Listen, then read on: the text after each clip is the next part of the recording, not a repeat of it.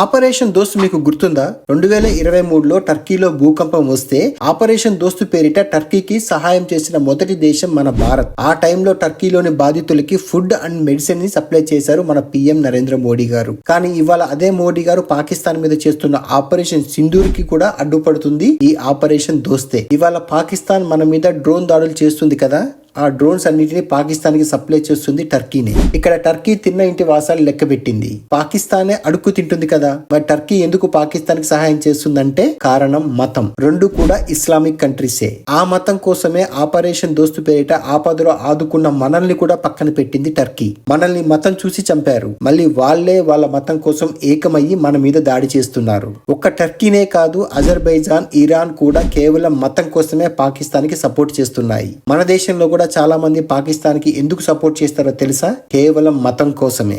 భారత్ మారాలి, ఎందుకంటే వసుదైక కుటుంబం అనే కాన్సెప్ట్ అందరికీ పనిచేయదు. ఇది ఎంత తొందరగా మనం తెలుసుకుంటే అంత మంచిది.